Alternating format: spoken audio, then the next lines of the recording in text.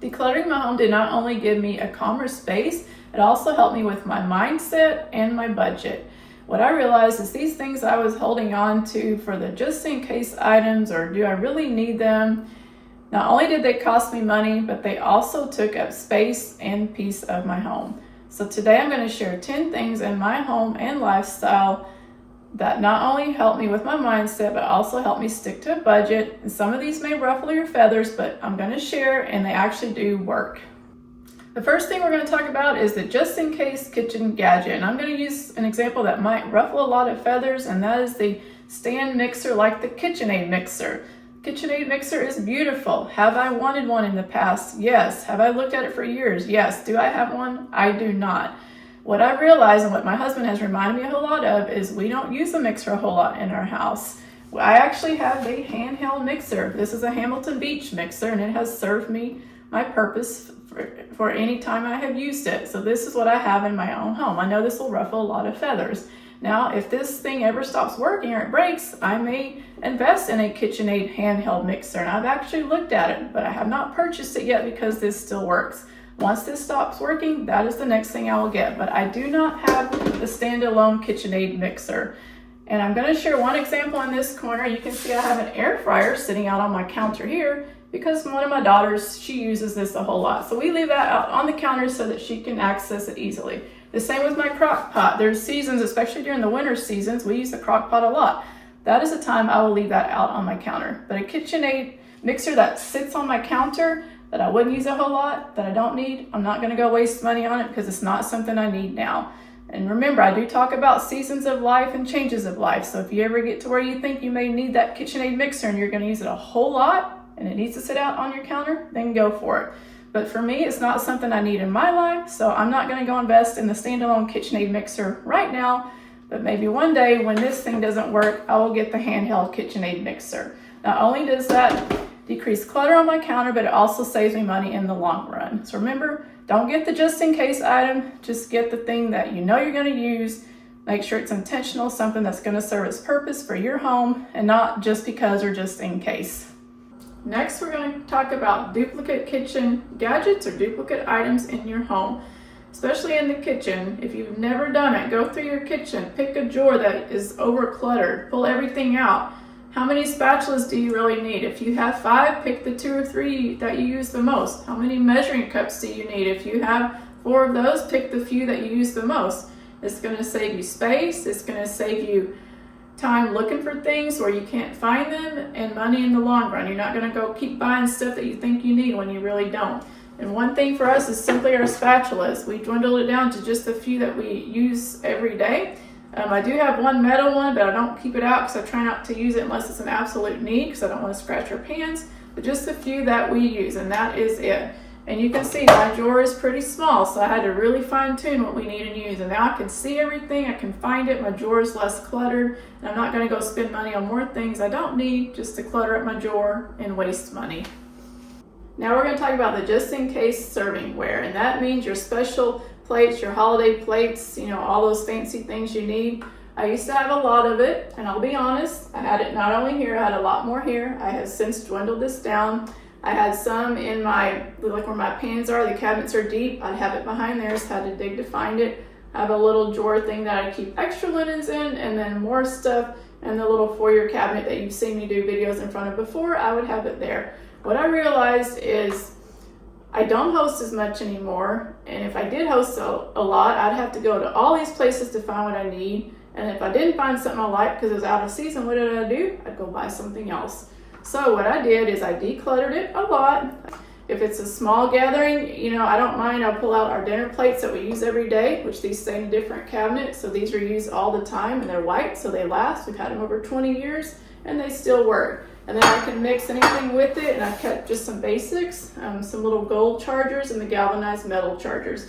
And those sit down here, and I just pull them out when I need them. Placemats, don't keep those anymore because they get stained and you have to wash them. So I don't do those anymore. If I wants to add something under these, I don't mind having these little round things that I can kind of wipe off. I make sure they are wipeable, and I'll just set them under there. And this can go for either of these little chargers. So try to keep things that I can mix and match and use together. Not a lot of it. I love that I only have two places to go, I can find it much easier. And if there's something I need that's cost effective and it's on sale or I want to go out and get it, I don't mind. I could still store it down here, but I make sure it's something we're really going to use and something we're really going to need. So what did that do? It saved me cabinet space because I had it spread out in 4 places. I got it down to 2.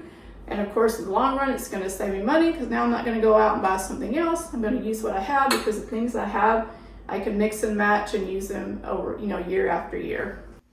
Next, we're going to talk about simply excess linens and towels, and I'm sure we've all been there. I know I have. Let's just start with simply your bedding. If you have 5 sets of sheets for one bed, do you really need that many? I know I don't. Pare it down to just a few that you're going to use.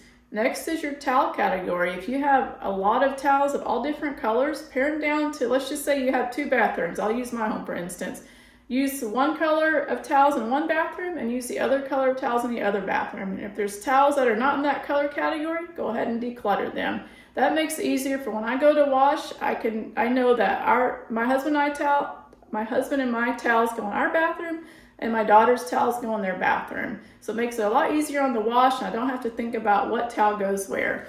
And another category for me, which I'll quickly share, was the holiday linens. Since I'm here, I thought I would share it, but I did pare down the holiday linens to just these 2 baskets. I used to have a lot of them and I don't anymore, and I'll just show you how I store them. The table runners are here, and then the holiday linens are in this basket here. So it keeps them in one place, it keeps them easy to find, and I know that these baskets are where they're going to be stored, so I will not overbuy to where they're falling out of the baskets because I don't want to do that anymore. So this is where I store our holiday linens. So just remember, it's not about overstocking every category, but it's just about keeping what you can use, keep what you enjoy, and keep what fits in your home. And next we're talking about your closet. For me specifically, it was the jeans. I used to have about 20 pairs of jeans, and what I realized is year after year they would sit there. I wouldn't wear them because not only did they not fit me, or maybe they were out of season, or I just didn't want to wear them anymore. So I have the 3 pairs you see here, plus the one you see me wearing today, so I'm down to just 4 pairs. And these are perfect for me. These are jeans I will wear year after year until I don't fit in them anymore, and I can use them season after season. It allows me to not only see what I have, I can pick a pair that I want to wear a lot easier, and I don't go out and overbuy or impulse buy. So this allows me to not only keep the clutter less in my closet, but allows me not to overspend as well.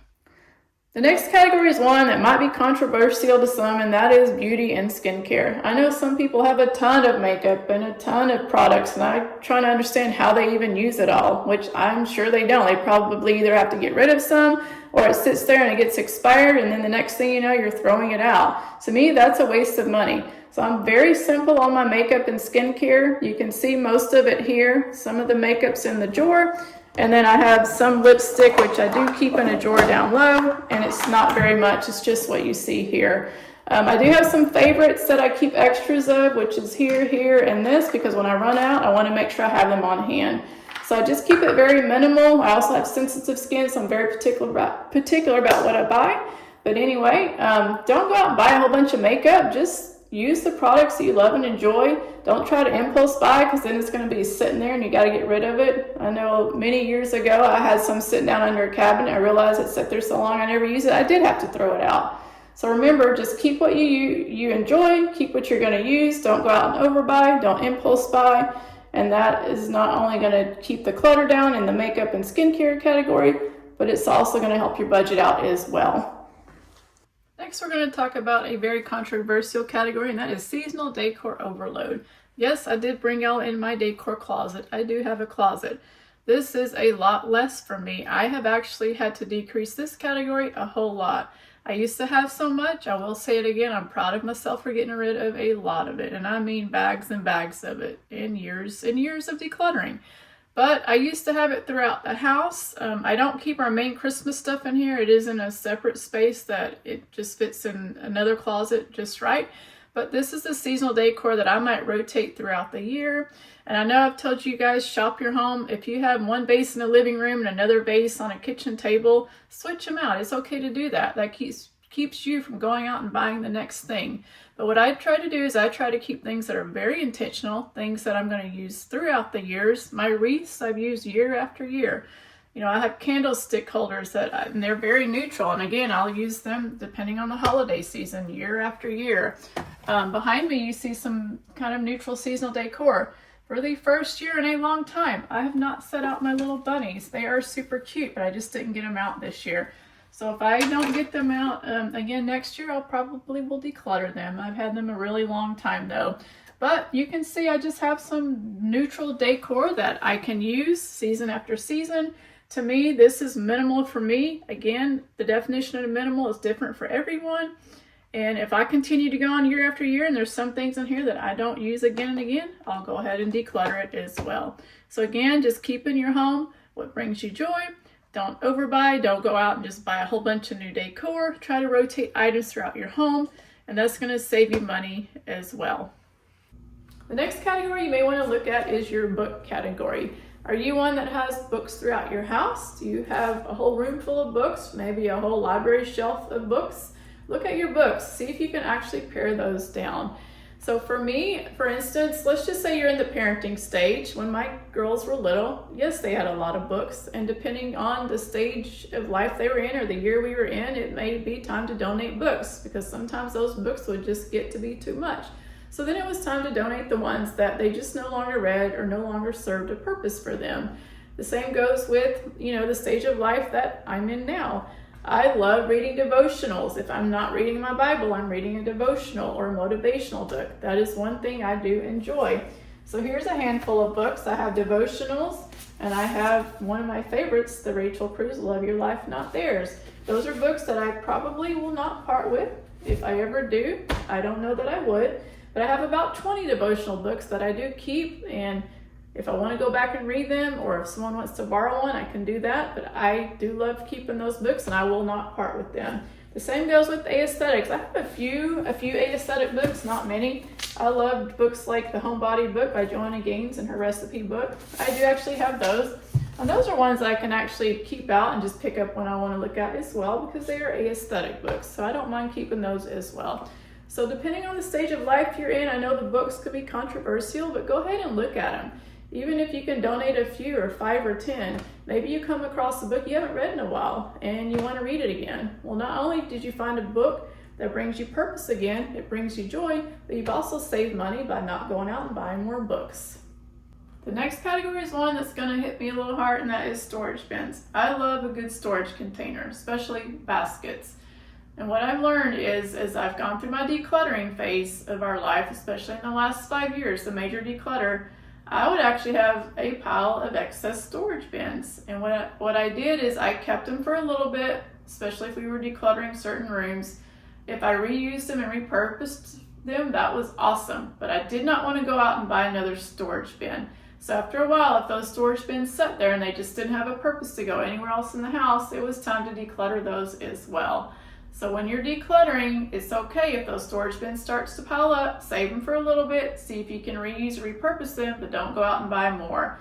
And hopefully you'll have decluttered enough where you have an excess of storage bins that you can also get rid of as well.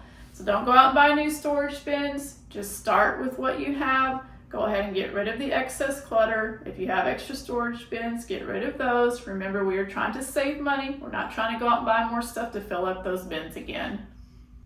Now this next category may surprise you, but it's one that my husband and I actually practice, and it has changed our lives. And it's not even an actual physical item, it is a habit. And it's called a Sunday reset with a budget check-in. And yes, my husband and I actually do this. It has actually changed our lives in a lot of ways. So what we do on Sundays, we'll sit down, we're going to look at the budget. We're going to see what did we spend during the week and on the weekend. Well, if I overspent a little bit this week, maybe next week I'm going to not go out to eat as much. Or if I underspent, was there something I needed to get, like a pan that was all scratched up? Well, now maybe I can afford to go out and get that pan. Or if I underspent and I don't need anything, guess what? I get to put that into my savings. So those are ways we look at our budget. We do this every Sunday, and it has truly changed our lives. Not only is it going to give you a healthier mindset, a healthier relationship with your money, but it's also going to keep you from going out and buying more and just bringing more stuff into your home that you don't actually need. Now remember, decluttering doesn't mean you have to have less items in your home. It just means getting rid of the items that no longer bring you joy, so that you can make room for the items that do truly bring you joy. For us, that meant a calmer home and a healthier budget. So let me know in the comments below, is there something you're holding on to that is the just in case item? If so, let me know in the comments. And if you enjoyed this, I hope that you will like and subscribe. Come back for the next one, and I'll see y'all next time. Bye.